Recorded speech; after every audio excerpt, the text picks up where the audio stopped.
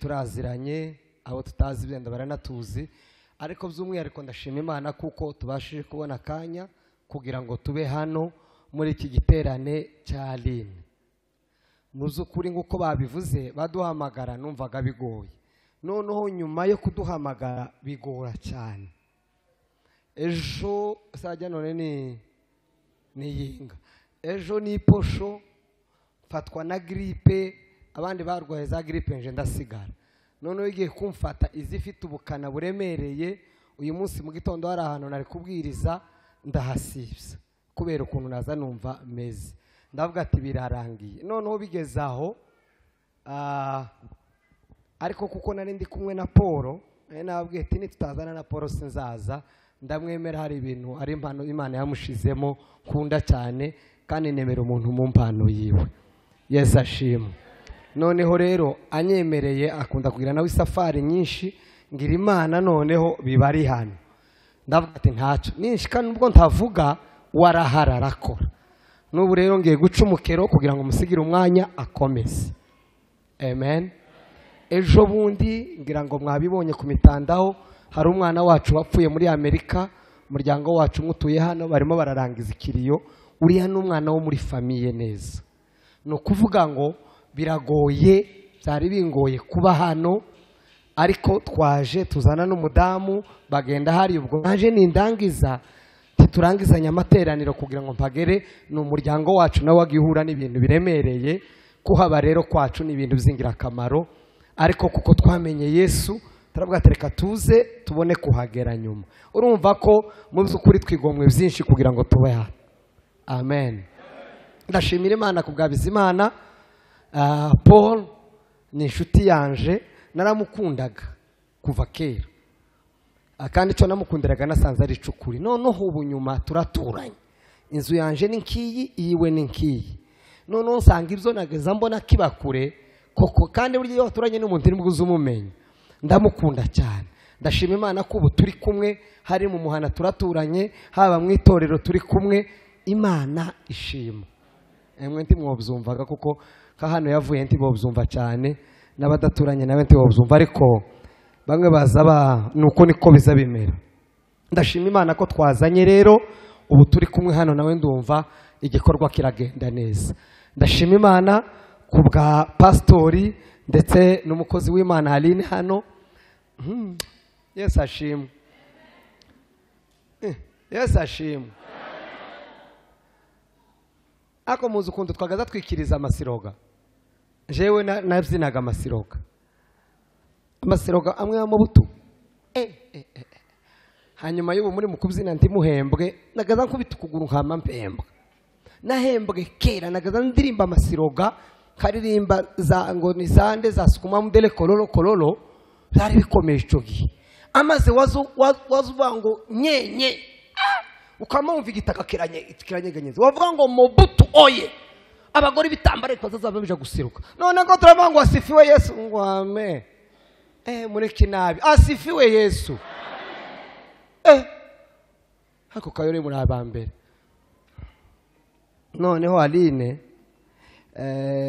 nkunda abantu bakorera mu mpano za, ariko kandi nkunda ikintu kigira discipline.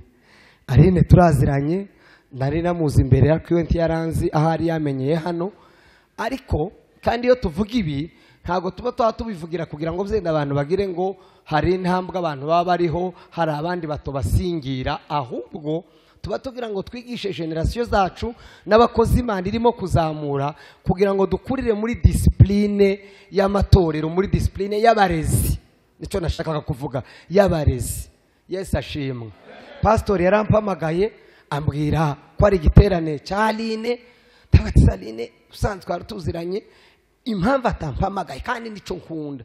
Nje nkunda ngumwana wese Imana irimo kuzamura. Ubwo mvuga umwana si umuntu mutoya, umuntu wese uri mu itorero burya bari umwana nyine w'Imana cyangwa se umwana w'umushumba wiwe. Nukuvuga ngo kumenya ko igikorwa urimo gukora ugomba gukurira munsi y'uburezi, munsi y'igicucu cy'umushumba wawe, ni ikintu cy'ingenzi cyane. Amen. Kuko burya kwirera ni bibi kandi nta uzi ukuri wabo. Ndagushimiye rero kuri discipline, umushumba arampa niko kubona twatunyura mu bintu n'ibindi nuko hari ico twabonye. Ni byiza rero ko tuzatumenya utaratibu na administration y'amatorero uko akora. Ni byiza biza bituma ukorana haba nubwo wogira umupasteri cyangwa se umuyobozi wawe w'umunebwe. Reka mbabwire, Imana yaturinze ikintu gikomeye. Imana yaturinze ba mayibobo murabumva ino baza babita ngo ni bacokora buriya ikibazo bagira gikomeye nuko batagira abarezi, ntibagira imiryango babarizwamo. Noneho rero ariko iyo birebye neza mu buryo bw'umwuka, mu buryo bwacu bw'umwuka, hari igihe usanga dufite imfubyi nyinshi cyangwa se bako nanga kubyita bacokora abana birera, tuvuge gutyo, abana birera benshi, bigatuma impano z'abantu zitagera kure kubera kuko batigeze barerwa ngo barebwe igitsure, bababwire ngo nuko, bababwire ngo Yesu uko nguko, bigatuma noneho tugira abantu benshi, abana benshi birera. Ndashaka kuvuga, simba nshaka gukoresha ijambo bamayibobo kuko rasa n'iriremereye, ariko mubyumve nko muri yo sanse dufite abana benshi b'imfubyi mu mwuka, bakuze agakura ari ikigenge, yaruwa akageza imyaka 50 ataramenya gutunganya ibintu kandi afite impano z'Imana. Ndabasabira kugira ngo tugire umwuka wo gutuza no kurerwa, amaze dukora ibikomeye mu izina rya Yesu. Dusenge. Data, tubiziranyeho kuko akanwa nakacu n'ubwenge warabuduhaye, hanyuma amagambo na gahunda y'ibintu kubishaka bikorwe nawe. Urabizi aba bantu bameze gutya ntaco twobabwira, ariko iyo turi kumwe nawe ngo tuzadushobozwa byose nawe. Habwa icubahiro mu izina rya Yesu, amen. Narwaniwemo n'ibintu byinshi kuko mfite umutwaro uvuga ngo niwo mutwaro Imana yampaye, kuko umuntu wese Imana yaremye cyangwa uw'Imana izampuza nawe wese agomba kuba uwo agomba kuba. Ndaza kubisobanura. Ugomba kuba uwo ugomba kuba. Kubera iyo mpamvu rero ndimo kumva ibintu byinshi mu mutima, nkumva ibintu byinshi. Naza ndeba umuntu ngahita mbona level cyangwa se urwego rukomeye yagombye kugeramo, ariko ndabona arahunamye gusa, arasa n'umeze gutyo, nkumva birambabaje. Uko duhuye rero numva nabaganiriza amagambo nkayo yo gutuma umuntu wese ashobora kuba uw'Imana yamuremeye kugira ngo abewe. Amen. Mu yandi magambo nimushaka ariko mwita n'uwo mutwe w'iryo jambo ngo Imana tishaka ko tubima icyagati. Mukite gutyo niko kuvugika neza. Imana ntishaka kuba umucagati. Imana irashaka kugira gute wuzura, uba full. Muve kuri za WhatsApp ndazibaka. Muve kuri za WhatsApp. Hano muve kuri za WhatsApp kabisa, hari abantu bambona niba batarimo kwandika ibitwa twigisha muziveho, nitugera hanze nyabona muzijeho niyo discipline yo mu materaniro. Hari abantu bakunda kubatwa na WhatsApp akamaja kuri telefone mu materaniro. Oyaye, muve ku matelefone tuganire mworebe ukuntu biba byahangayikishije abandi bantu, tuba twabisengeye twakobotse, twagerana wo kamuja kuri WhatsApp. Oya, muve kuri WhatsApp nuko atari aho menyereye, namagamba ngo we runaka yizane. Abayisilamu bazazisiga mu biratiri ya hanze imbere y'ijambo rikomeye ucyo twoja kuri WhatsApp. Imana ntishaka ko tugira gute, ko tubima icagati. Imana irashaka ko twuzura. Nimuvuge ngo amen. Kuko sinzi nimba ari hano kandi nabivuze cyangwa nimba ari hehandi, kuko nkunda kubivuga cyane, ikuru turi tuzuye nikuru turyuzuye, ahubwo wo kwikorera iryuzuye. Kuko igizuzuye rizariremera, ariko ukagenda ufite bala, uri stable. Nawe nani ikuru tugigice tiriba ryuzuye kwanza kwa mbere, kandi rizarima rikagutwara gutya. Sinzi abantu bavomye ndayo murabyumva. Isafuriya ituzuye amazi uzuru hari kukumva kuragenda uri wese. Nawe ituzuye amazi uzugenda akakumenekera, ugenda ndagaza mbona ngagira cy'umutwe ukagira gutya, usaye ibintu byose umuntu azabyigiramo ukagenda ugira gutya. Imana rero ntishaka ko tuba nk'amasafuriya tuzuye. Imana irashaka ngo tube twuzuye mu izina rya Yesu. Haleluya. Umucagati ni mubi. Imana yaturemye hari urugero yadushiriyeho tugomba kugeraho. Noneho ngo tumare kugera ino ha turahuga tukaza tunyurwa na deseri. Deseri abakecuru ni bya biryo baza baguha byitwa deseri cyangwa byitwa appetizer. Bazabirya umaze kurya. Deseri sinzi ukuntu babyita. Ubundi si ibiryo. N'utuntu baza baguhiye warangije ugira gute two kurenzaho. Twamye duhugira mu two kurenzaho imitsima n'inyama biteretsaho turaceceka. Niyo mpamvu mubona dufite ibibazo byinshi dufite ibisubizo ariko tudashoboye kubisubiza. Kubera iki? Ni gute umuntu azanyurwa n'akantu gatoya hariho ikintu kinini. Amen. Mfite umutwaro wo kuvuga ngo bene wacu. Iyo mvuze bene wacu mbabuza abanyafurika. Naho iyo mvuze nk'abanyamurenge bo sinzi uko novuga ni ngo sinzi. Sinakla. Kibigeze no kumuraraza numva bisa nk'ibifashe nk'ihuzu. Binyegereye nk'ihuzu. Noneho Imana ntishaka ko tuba imicyagati. Kandi yaturemeye ibintu bikomeye. Hari imigisha ngo yazingazinze iyishira muri Yesu Kristo. Nimuvuge ngo amen. Kandi iyo migisha abapantekote iyo baje kuyibyica bazaba ngo ni imigisha ngo iri mu ijuru ngo yo kuja kunezeranwa n'Imana. Iyo ngiyo ni yabadaye. Hari indi migisha yaduhaye tugomba kunezererwa mu isi ijanye n'umwuka, ijanye n'umubiri, ijanye n'ubugingo bwacu. None ike tugira ngo mwabana mwe nimuhumure nimurebe izo mbafiti. Tukama dukomeza tukareba utuntu dutoya utunyunyuzwa tugahuga ukamumara ubuzima bwawe bwose uzunyunyuza gusa kanyunyuzwa utarigera ukora ku biryo bikomeye papa yaguteguriye. Tishaka ko tuba imicyagati, irashaka ko twuzura. Amen. Umwanditsi w'imigani 23 kunda ko ibintu byose biba muri Bibiliya. Imigani 23 umurongo waho wa 7 ngirango 23 umurongo wa 7 umva uko havuga. Haravuga ngo koko rero uko atekereza niko ateye. Narangije sinamaze umurongo wose. Ngo koko uko atekereza niko ari. Mwavuga ngo amen. Uko umuntu azatekereza niko ari.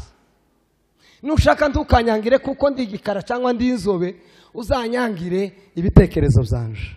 Nushaka ntukankundire uko ndi muremure cyangwa mugufi uzankundire ukonsa mu bitekerezo. Kuko njewe nyawe ntabwo ari uyu murimo kubona wambaye ikote ni jewe w'imbere. Mwavuga ngo amen. Umuntu uzuhora atekereza ibiciriritse azapfa ari uciriritse. Kandi ntabwo ari umugambi w'Imana. Umugambi w'Imana ni ukukomera. Ariko kuko utekereza ibiciriritse uzaguma ubuciriritse. Amen. Umuntu uzutekereza ibihambaye nawe kandi ndavuga.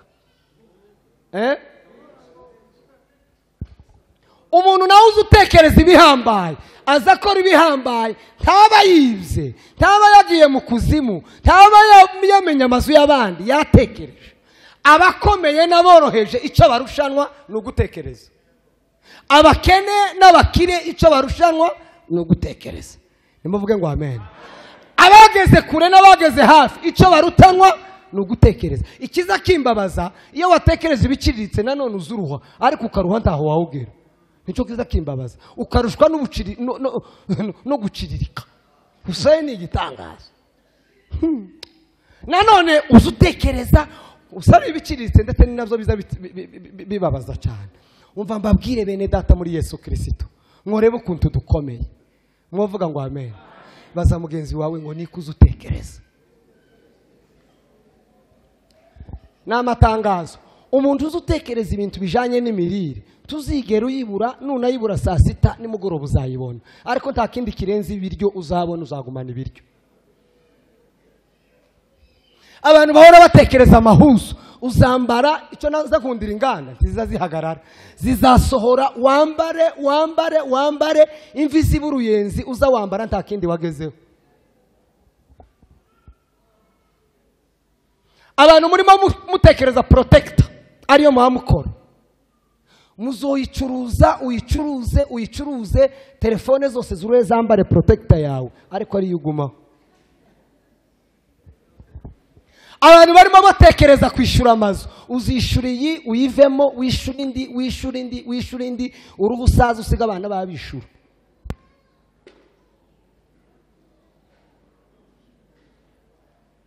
Mwavuze ngo tuvuge, nimuvuge ngo amen. Umutima wanje urabukunze mu izina rya Yesu. Abantu barimo batekereza ibintu byo gutega amatatu, tuzozitega, tuzitege izicyatsi kibisi, zitukura, izirabura, turoye dutege za jaune dupfe. Abantu barimo batekereza gukomeza kujana amakanisa handi wo gukodesha, nk'ahangaha harakodesheje, nabo ni bene data turaziranye. Tuzimuka aha tuje n'ahandi dukodeshe, tuhakore tuhimuke, dusubire tuje n'ahandi tuhimuke, dukodeshe, turuwe tuve muri iki gihugu tugere mu kindi, dukodeshe, turuwe tuje mu ijuru, turi muri rente y'ikanisa. Mwogira gutya. Abantu amawazo yanyaba ku misatsi, imisatsi y'abahindi tizashira, imisatsi y'abasomali tizashira, muzayishiraho, muyishireho, nibuca muyirambirwe muyikate, musubire muyishireho, ariko nyine naho uzoguma.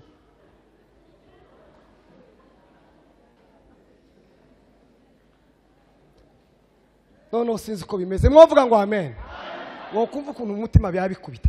Musiga amarange abantu bafite ibitekerezo byabo byose biba kunzara, muzosigira izinzara, mubone izinyunda muzitengeneze ko, musige icyatsi kibisi, musubire mushireho ibindi bimeze ukuntu, musubire mushireho ibindi bimeze ukuntu, uruhe noneho uzozunanirwa kuzishiraho zikuve, urambirwe utagifite ikindi ukora. Nukuvuga ngo icyo uzaba warashoboye kugeraho mu buzima ni inzara.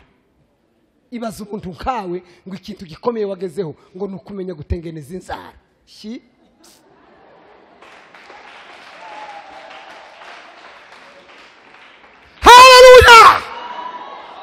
Ukuntu turi mu gutekereza niko tumeze.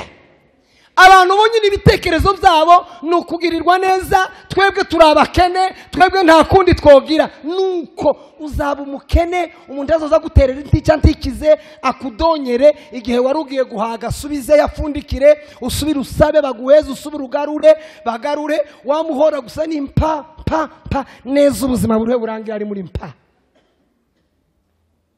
Igihe tugerageze ngo tugire ubwenge, bavuga ngo amen. Imana tuyigeze turema turi abaciriritse. Imana yaturemye turi abantu bagize gute, bari hejuru. Kandi ivyo mbabwira gusaba si bibi, attention, no gutega imodoka si bibi, ariko tigomba kuba final y'ubuzima bwacu. Uri umuntu udasanzwe. Clement, witwa Clement, uri umuntu udasanzwe papa, ntabwo uri umuntu gusa wa ivi. Kandi simpamva ngo wirate ku bantu, ariko woreba ibintu Imana ya loadinze muri wewe, woba nkubidownloadinga gutya, twaza tukureba, twaza tugenda dukubita za salute. Bwira mugenzi wawe ngo uri umuntu ukomeye. Mwavuga ngo amen. Mwavuga ngo amen. Mufite gahunda nyabakiyeme. Niye gahunda dufite nukuri. Tubenga babwirana amakuru. Uko inyigisho zigeze kure. Izi zibafasha. Cyangwa mbabwira Paul yiyogosheshereje. Mureke tuje inama. Papa baguhagararwa wafashijwe. Uba nkuza hano papa. Witwa nde? Witwa Nguvu. Ngo witwa nde? Ni mukubitira no mwana amashimeshi. Turaje kuzigiterana. Uko turi mu giterane cya Aline, siko bimeze. Turi mu giterane cya Aline, ngira ngo ibingibi ni iby'ingenzi cyane. Nimba bitanabaryoheraje birandyoheye. Nguri Nguvu Samson. Donc uri nguvu. Kuko Samson yari umunyembaraga. Ni munyembaraga. Niko ufite nkihe gahunda ku muzima yewe? Gahunda mfite. Banko tubwira amakuru. Gahunda mfite ya mbere, natekereje ko ntazava muri Kenya ticaranye na Perezida wa Kenya. Narabyanditse ndavuga ngo ngomba kuzicarana n'abayobozi tukaganiraho. Gahunda ya kabiri, mfite nimbona ubushobozi, nzubaka amatorero yose y'umurenge yasenywe na mayi. Imana nimba ubushobozi, nzobyara n'abana benshi. Santa.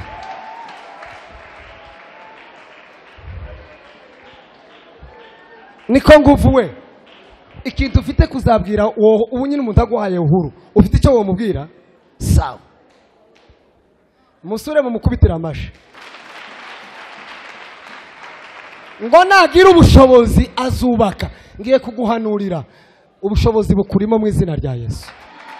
Ubushobozi bukurimo. Ntabwo Imana nta zindi mbaraga ukeneye hirya y'iziri. Icyo uzakora gusa usenga Imana, nicyo tugiye kuganira, utahura imbaraga zikurimo. Fini.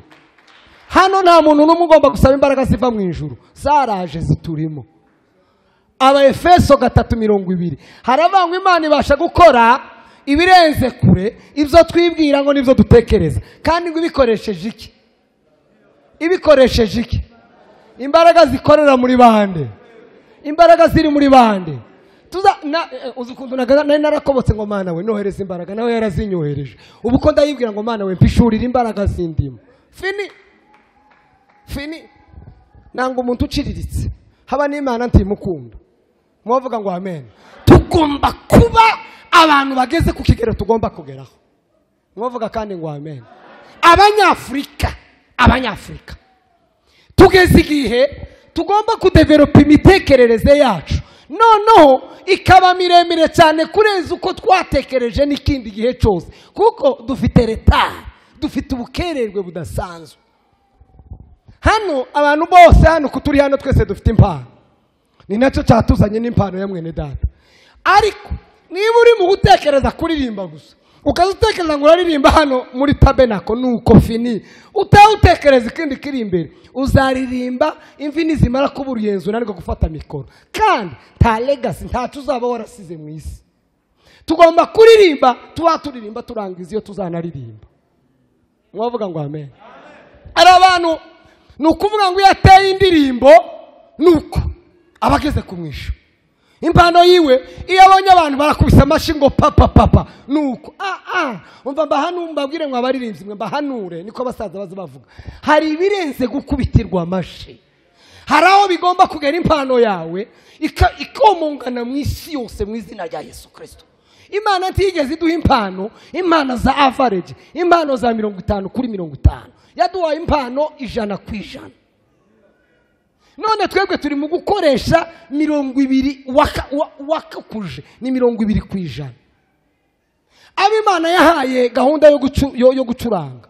No. Niba ucura wewe usigaye wikompara ngo muri Nairobi yose ni wewe. Nairobi se harimo abantu bangahe? Billiards 7 kuri kompara na Nairobi. Nairobi iriruri.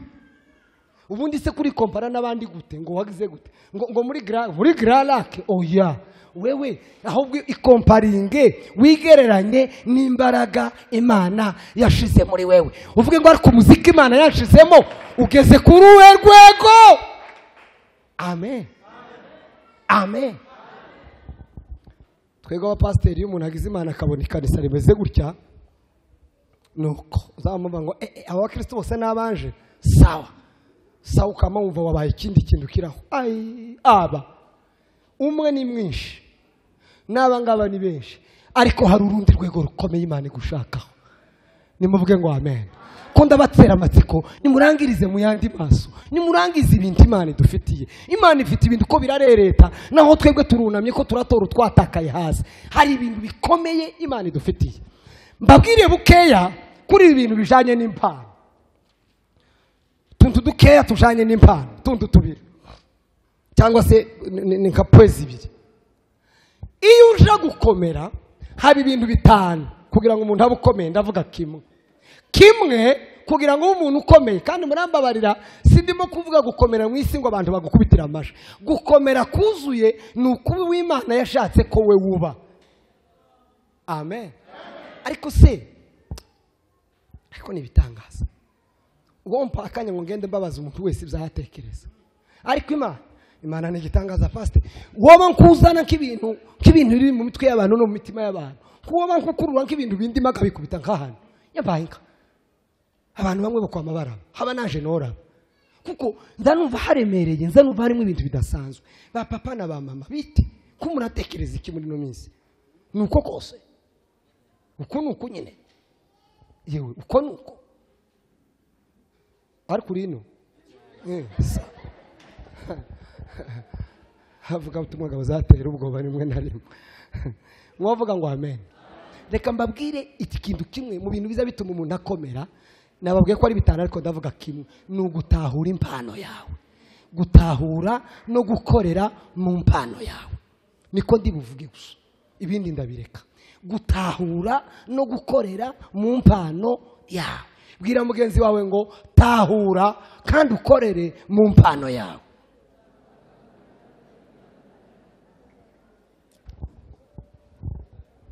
Iyo icyo nkundira Imana yahaye abantu bose impano, nta muntu udafite impano, nta numwe.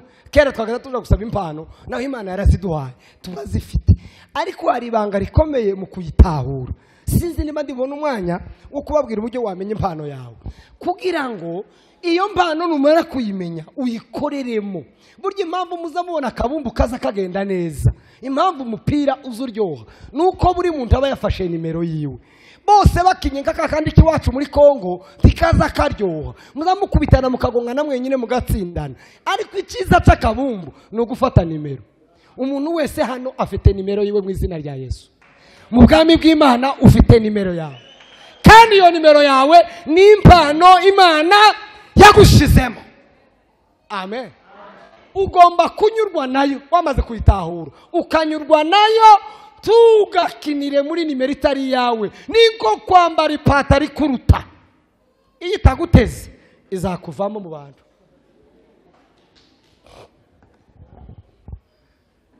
Mwavuga ngo amen. Muzobaza amakuru ya Sunzu, bari bamuha ipatari itari yuko byamugende, azayababwira Sunzu amakuru. Ariko uzikirato kitagufasha ko kiza kimera. Impano yawe papa, nimushaka mwandika ku kantu, niwo musanzu wawe mu isi.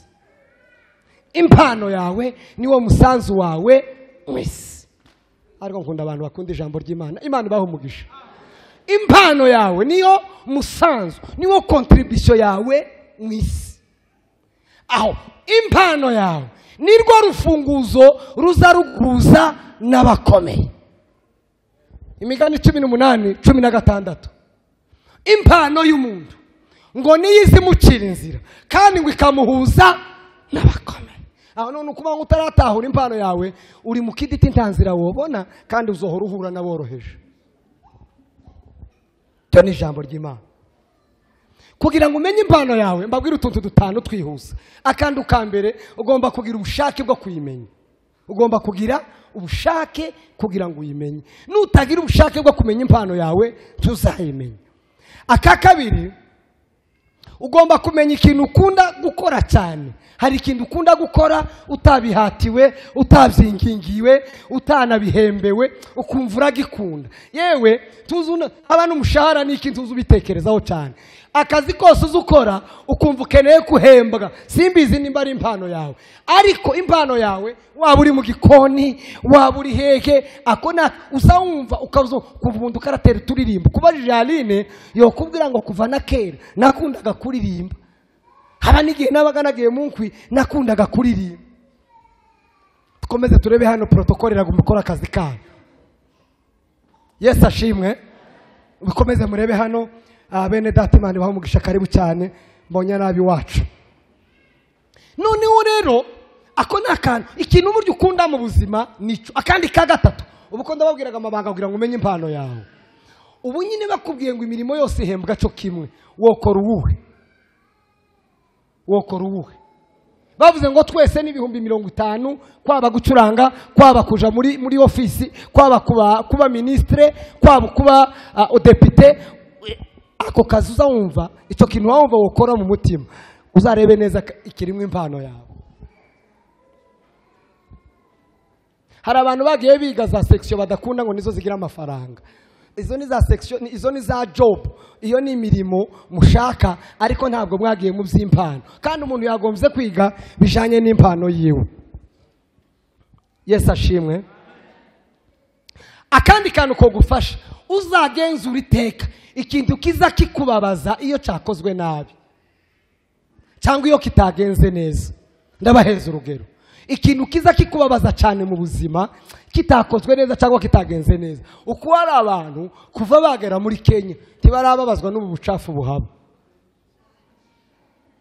Hari abantu mu bucafu butararuha, kuko umuntu azababazwa nikijanye n'ico Imana yashize mu mutima we.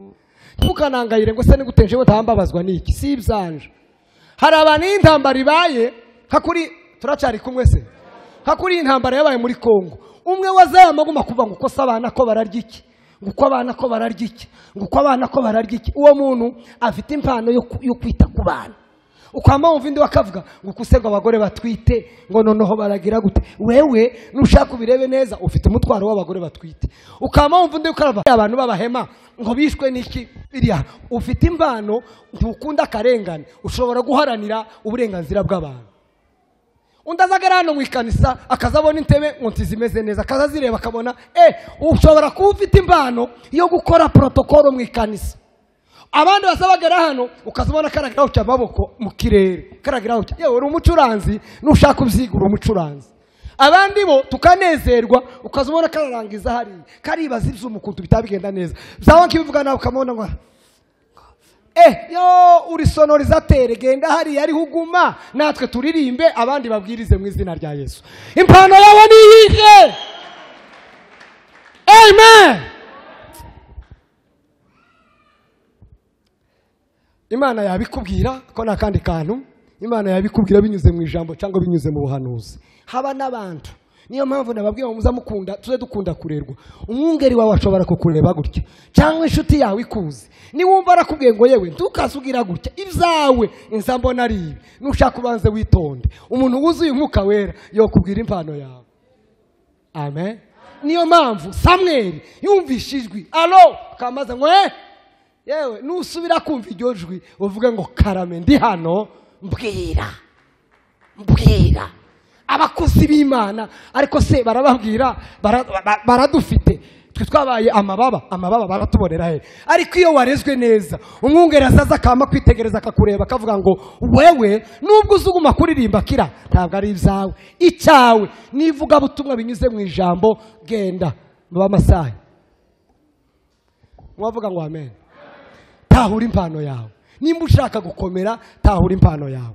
Utuntu tune ukeneye kugira ngo impano yawe ikora ibikomeye. Ibintu bine impano yawe ikeneye kugira ngo ikore ibikomeye. Naho ndangiriza. Ikintu cya mbere impano yawe ikeneye, impano yawe ikeneye ikintu bita uburinzi. Ubwo barine barababumva n'abandi bose. Impano yawe ikeneye icyo bita uburinzi. Impano yanje ikeneye icyo bita uburinzi. Niba uri umuenjeniyeri ufite impano yo gukora amabarabara, ufite impano yo kugira gute, ufite impano yo gucuranga, hari uburinzi impano yawe ikeneye. Ubwo burinzi ni ingeso nziza. Ingeso nziza. Niyo mpamvu imbuto z'umwuka ntabwo ari ikintu umwe agomba guhabwa undi ngo akireke. Imbuto z'umwuka ni ikintu umuntu wese agomba guhabwa. Umva nkubwire, niba uri umucuranzi, niba uri umuririmbyi w'umuescro, uzatunezeza igihembwe kimwe. Nukora ishano tukwemera umwaka umwe, umwaka wa kabiri tukuveho kakujya twavuye kuri mu buto. Iyo umuvuga butumwa sinzi jewe nimba ndumuvuga butumwa ariko simbizi nimba ndumuvuga butumwa. Nimba ndumuvuga butumwa ndafite ingeso nziza. Ingeso nziza ni ukuvuga ngo impano yaje ubuvuga butumwa ni nk'umurima utuye mu nka utazitiriye, zizawukandagirira ziwurye impano ya miburo. Impano yawe idafite ingeso nziza ni nk'umurima utazitiriye. Nimuvuge ngo amen. Umva mbabwire bene data, mfite ubwoba bwinshi ariko koko Kongo yonakira, ibi bihugu byacu bigakira bakagushika. Ubu ngubu ikitugejeje hano ni ubuyobozi bubi, muranyihanganira n'ubukungu ubu nyine kweri bo gushinga umuhanda ubivuvira, umuhanda kubakisha umuhanda ubivuvira ugahuruka mu Minembwe. Wohuruka uyu muhanda, wohuruka mu Minembwe cyangwa wo kwinjirira muri wewe hano ukaguma mu nda, wo guhurukamo cyangwa kaburimbo yose yo guhera mu nda. Hari abantu bagira inda nini bazamarya na kaburimbo bakayimira bakayimara. Tumenka bazamurira Yesu cyo bariho nimba turi kumwe. Umva mbabwire, Bwana Yesu asifiwe. Dukeneye abantu buzuye ingeso nziza, dukeneye abantu bafite character, dukeneye abantu buzuye impano z'umwuka. Ubu ngubu dusigaye tubwiriza abantu bakanga ko twumva abapasiteri ngo twabaye amabandi. Ariko nizoza mvuga pasiteri ndi hano, wewe nuza hano tukamuvuge, utugapima tugapime muzamurekanje mvuga je ndi pasteur nahaguruka hano yovuga hari nabo ndashobora gutunga niyo mpamvu babona sinorana bareba mwebwe ni muhaguruka hano muzamuvuga abaririmbyi timukanavuge na ba mama wanyu muzamuvuga abaririmbyi n'abashiki banyu point fini naho mugarukira timukaza mutuvuga twebwe timukaza mutuvuga turashinganye turababyeyi ari ba mama ari ba papa natwe pana kuza mudutunga intoki muzamwamukunja gutya niyo discipline ahubwo mwo dusengera nimuvuge ngo amen seminari zijana n'ibintu byinshika noneho ingeso nukuri ubaye ku mupaka wa Kamanyura ukaba ku mupaka wa Kamanyura nukuri amafaranga abaturage batanze yo kwinjira no gusohoka yo uwo ya reportinga yo genda ko turabwira Imana ngo duheze dukomere gute kurakana tukeneye kudukomeza ikeneye ko dukomeza abandi tugakomereramo amen mwari mwabona imbuto zayo igiti kirya imbuto zacu igiti kizacera abandi bakarya hanyuma naco kikabagarirwa niba ufite impano ibyo ngo bisaba guhanura ngo dusenge ariko ukaba uri umuntu w'umusambanyi w'indaya ndakurahiriye nta kintu nakimuhaye ukora kuko ejo uwo mwobo urimo gucukura uzakugwamo kandi hari ikintu nabonye kigoye mu isi kugarura icyizere iyo cyatakaye ahubwo aho kurwana intambara yo kugarura icyizere wowe urwana intambara yo kugira ngo ukigumane ako kantu mukandike aho kugira ngo urwane intambara yo kugarura icyizere mu bantu woshora intambara Clement yasinziriye woshora intambara yo kugira ngo icyizere kitakuvaho ari mukunaniza bakatubeshera abantu bamwe bakatuvaho batubesheye ibaze none hari uko byabaye umva mbabwire bene data abaririmbyi bari hano nimuzamura amaboko tureba abaririmbyi mwese muri hano kuko turi mu giterane cya Aline amen kuri yanti tuzatwumva ibyo muzamuririmba umwanya munini tuzatwumva ibyo muzamuririmba tuzatureba ibibabamo ibyo mukora nibyo tuzatwumva ako kantu mwakumvise burya inshuro nyinshi ba mama nimushaka muzoza musonesha makeya musiga ibirato gahoro biranti tuzatubibona cyane tuzadukunda kumva ibibavuyemo donc ibyo muzamukora nibyo biza bitugeraho birababaje kuba umuririmbyi ariko ukaba itorero ryo kwiganyira kugutumira ngo uze kuririmba iwabo nahundiwe ko baramurwanira ngo aje kuririmba iwabo birababaje kuba umuvuga butumwa nkanje ariko umumama atotinyuka kunsigira abana biwe mu rugo uyu muvuga butumwa mu mube hafi ni ikintu gikomeye umva mbabwira abanyafurika umwuka wo kwiba umwuka wo kubeshya umwuka wo buriganya ikisigiye cyawo tuwureke mu izina rya Yesu nimba dushaka ko Imana idukoresha ibikomeye tugira ingeso nziza Imana ntize kunda kuduheza ibintu tudashoboye kuba gutwara tiyo guha umutwaro kwa kundi toguha ikigeragezo kirenze uko wo kwihanganira niko itoguha n'umugisha utokwihanganira ako ngako nkavuyeho ariko mubimenye neza nishaka umuntu yokagumaho dukeneye ingeso nziza nimuvuge ngo amen hazi inyigisho zivuga gute hazi inyigisho zivuye hehe hazi inyigisho zivuye hehe uku rero uko nteye uko abantu banzi nico cyotuma cyonyine n'ijambo mvuze ryumvikana andika kakana aho ingeso zawe zitorenga impano yawe ntiyori yakomanga aho ingeso zawe zitorenga impano yawe ntiyorohigira gute iyakomanga tiyohagera mu yandi magambo hano hariho nk'umuntu n'ivyifaranga hano biragoye kugira ngo yumve ivyo ndimo kuvuga haba nubwo nomanura isi kamanura ijuru abapapa dukeneye abapapa buzuye imbuto z'umwuka dukeneye abaririmbyi buzuye imbuto z'umwuka ukazuririmba tukanavuga ngo nubwo aririmbyi ariko nubundi uriya muntu ni umukristo hari abantu bogoreranye bavuganye hano mu materaniro baravuga ngo asura muntu ngo azaba umukristo none uko twese turi abakristo hano ariko bahita babaza gusa azaba umukristo mugenzi baramubwira ngo kuva namumenye ngo numvishe ko ari umukristo ngo sindamwumvaho skandal kandi reka mbabwire mworebe ukuntu shitani ari mu kudutegera imitego ubushize ejo bundi nasimze imitego nimba ari 7 kuva mbaye wirindwi mwiyinga rimwe mwebwe iyo tuvuzaga imitego mwebwe mugira imana muzangwa mureba ibirozi apana ibirozi imitego yayindi igomba kugukura mu mavuta nta mwanya mfite nari kubabwira amakuru y'umugabo wo muri Amerika. Umva mbabwire, abakamera muzamukamerana amavuta yose n'ingeso nziza mu izina rya Yesu. Indirimbo y'umuntu nisohoka undi ntakayibe mu izina rya Yesu. Nubona impano yawe igize urupango ufite security. Kabiri hakenewe amavuta. Impano y'umuntu yose ikeneye amavuta. Amavuta ni amasengesho. Amavuta ni iki? Ni amasengesho. Abashaka kuba productive, abatashaka gutanga umusaruro mu z'ubwami no gusenga. Reka mbabwire hari amavuta ya buri kintu cyose. Amavuta y'ivy'Imana azava mu masengesho. Iyo amava abaye makeya impano zicumbagira. Mwari mwumva imodoka icyuma ibyuma by'imodoka iyo bidafite amavuta ukuntu bizabimera bizabikorogosho, ariko harimo amavuta bizabinyerera naho ntakiza kirya ikindi. Nimureke dusenge nibwo Imana izazifata impano ziturimo zikubite mu mitima y'abantu zinjire amaze zizana iminyago kuri Yesu Kristo. Mwavuga ngo amen. Abaririmbyi bacu mugabanye repetition yewe muzamugira imyanya imwe gusa yo gusenga. Musenge mwige indirimbo amaze muyisengere Mana we. Niyo mpamvu muri mukubona dusigaye tugira ibyuya byinshi ariko impact ikaba nkeya. Muzi impamvu amasengesho niyaza yinjiza ibyo tuvuga mu mitima y'abantu, kuko ndi wo kwinjira mu mutima. Akandi kantu ka gatatu,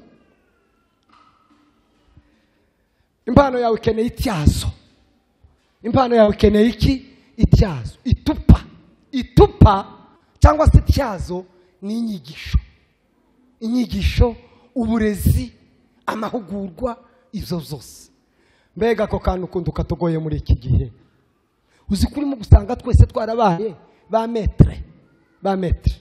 Maître n'abantu bafite za masters cyangwa PhD. Umuntu wa masterinzi ikintu maître. Umva mbabwire shuti z'umusaraba, nimba ukeneye kugera kure wemere kwiga.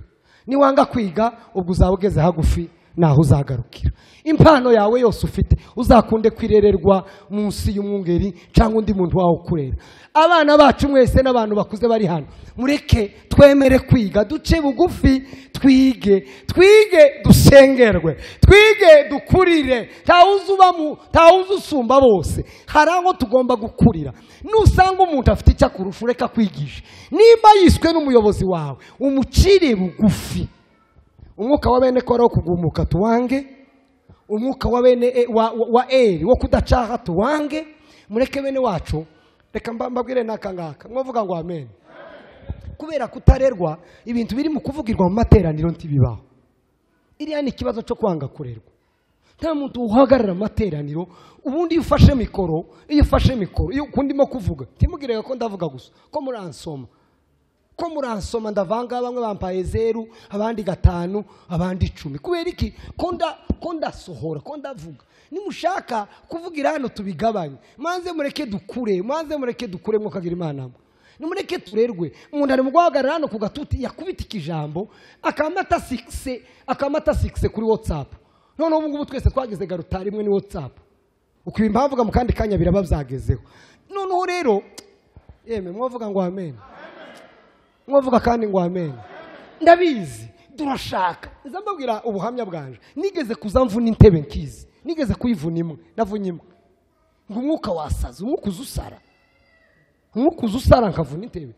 Ariko ikiza kimbabaza suko nayivunye. Nababajwe ko nta pastori wanyegereye ngo abwire ngo izo ni bikurimo. Jewe ntawo yivuna yoje akamukunji kuyigura. Kuko narabimenye. Timovuga ngo amen. Yewe iyi sente uyihagararaho ngo wuzuye umwuka wa Yesu kweli. Hari Yesu wahagaze kuri sente ngo yahagaze ku mazi ntidufite Mombasa genda.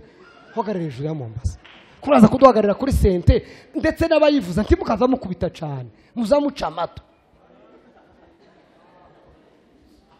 None wewe turageka mukunji Nairobi iyi sente ni 1,100. None wowe uraje ngo baza bakoreka nawe ucuranze. Turiga tebarakwere kuzagira nibigufu ngo pupu ngo sente yarapfuye ngo paste abakoranti badakigura n'ivyuma ngo paste ewe sente twaguze ejo bundi.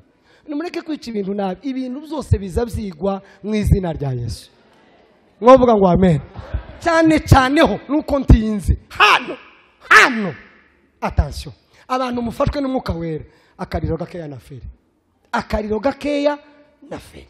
mwirinde nimba baguhaye mikoro ririmba, nimba ugiye kuvuga ubanza uzungurutse ururimi inshuro nyinshi kugira ngo udahubuka, kuko nuhubuka tuzogaruka kutubwira ngo narahubutse, tuzagufata nk'igihubuke, kuko tuzagaruka hano kutubwira ngo narahubutse. Turi mu kubibona, turi mu kubyumva kudututi, abantu bakagira tugire discipline, tugire ubwenge. Pasiteri nakubwira tube nk'abazamurira Yesu amaboko, amen.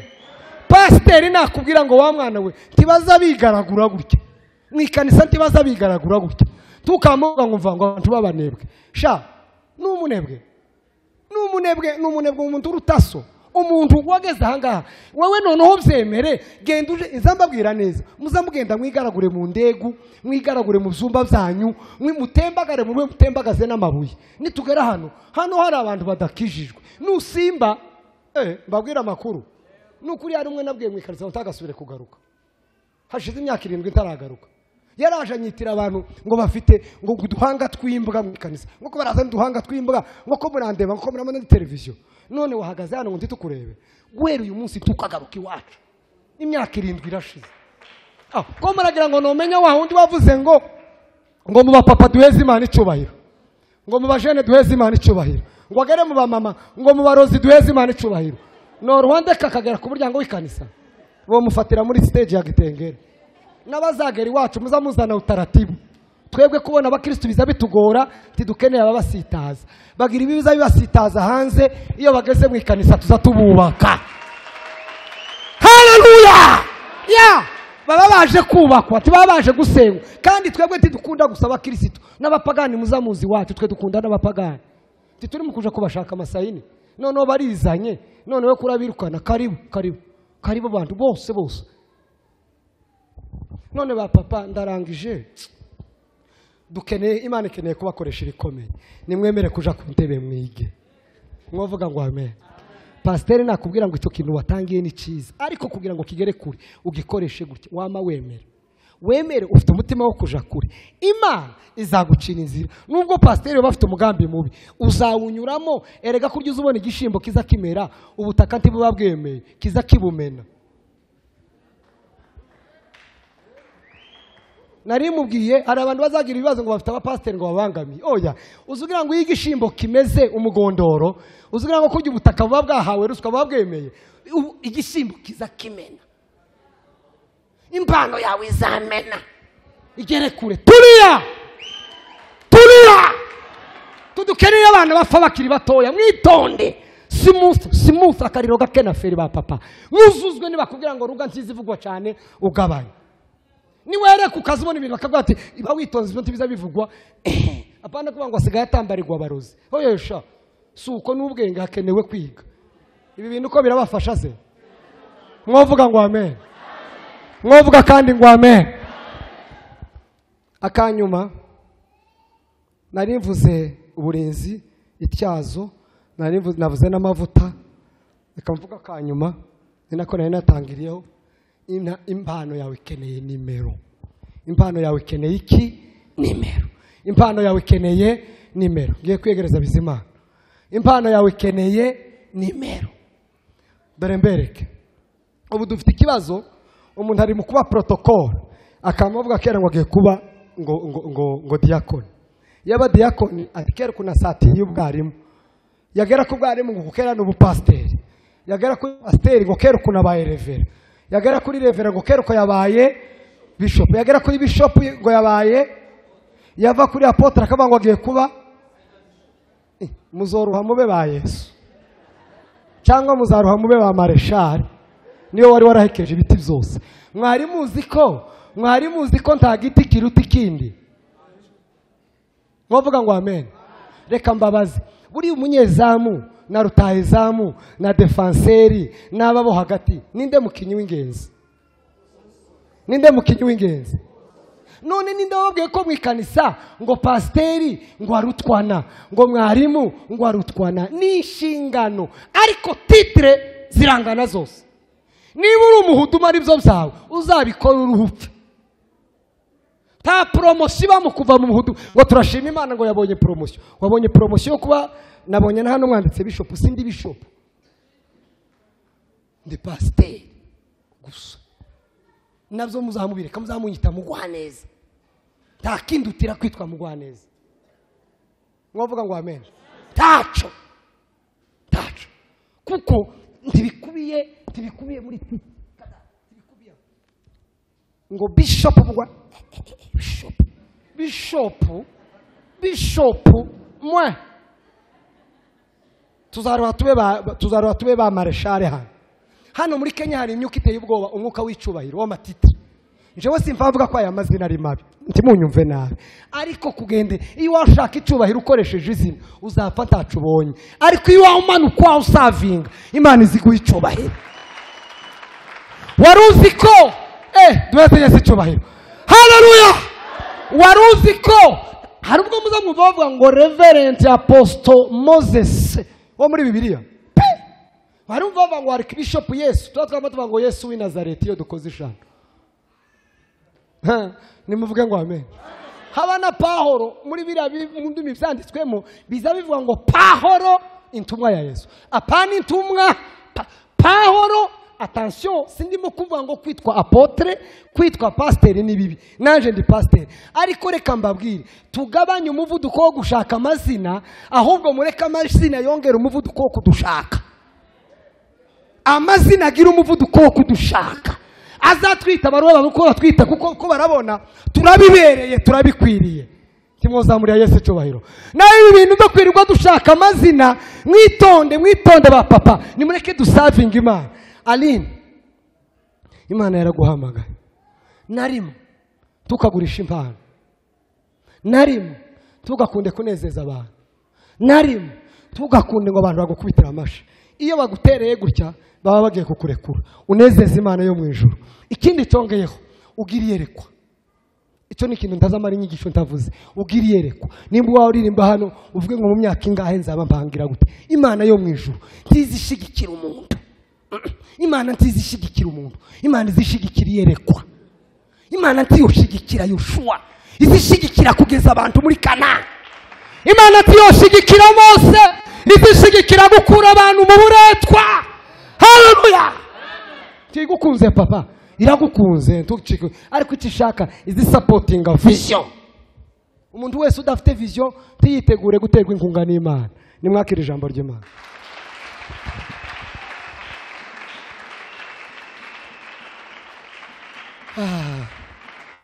Asifiwe Yesu. Muziko ko ngiye gukira. Abantu bishimiye ko ngiye gukira nibagire gukira. Imana ibaho mugisha. Abasore nka batatu ni mutambuke hano imbere bishimiye ko Kongo yokira. Abantu nka batatu. Takibazo abasore se barabanguka gute? Nguvu. None se papa ko ngiye gukira, umusanzu wawe uziko yagize ibibazo byinshi. Kurabona ugiye umusanzu wawe nutaha nuwe no gufasha abaturage. Gute yewe? Ubushobozi bubaye buhari tukubaka nk'amashuri. Bwova he papa? Mu gukora imishinga iteza imbere abaturage. Niko umusanzu wawe ko wabona muri Kongo tugega gutaha. Yeme bwira mugenzi wawe ngo tugiye gusubira iwacu. Aho uko ugiye gusubirayo gute? Niko wabona uzakora wewe. Ko ndasenga Imana ngo izomfashe zojana y'ubutunzi, zomfashe imfubyi n'abapfakasi. Aho kurabushaka se? Ko ndabushaka cyane. Uzuzuka sangapi? Uzavuka saa 2. Ukaryama sangapi? Karyama saa 5. Uzuzuka saa 2 ukaryama saa 5. Uzozuzuka nutinda cyane saa 11 cyangwa saa 10 wewe uzogira gute wacu? Ndamutse mbaye umuyobozi se cyane. Oya ugiye kwa musubiri wacu umeze gutya. Ikintu umusanzu wawe muri Kongo no icyambere no kwigisha abantu gukora, kwigira. Uzukora Nza nkora. Nukuri uzuzuka giye kuryama. Nza ndyama saa 7 ngabyuka saa 1. Komera munyomoza se muryama mu nzimwe birazwi. Duheze Yesu cyubahiro. Amen. Amen. Amen. Ubwoba mfite ubu ngubu muri Kongo haje kuba intambara, abantu bari basigaye bacorana ku makoti ndatinze. Bagacora umuntu ku ikoti gucya n'icyake ni ukuvuga ngo yagurishije inka bakamuryamira hariya bakamwica. Ubundi ko turavuga ngo dutahe dufite iki tugiye kujana iwacu. Umva mba zamura ukuboko kwawe gutya. Iyo umuntu yageze mu byakunda ndaza kuruha ngeze muhira. Vuga ngo Mwami Yesu, wandemye ngomba kuzura, ndambiwe ubuzima bwo kuba umucigati, nyuzuza Mana, mpishurira impano yanje kandi umpe kuyikorera, maze ngira umumaro mu isi, ubuzima bwanje bugirira isi umumaro, mu izina rya Yesu, amen. Karibu papa.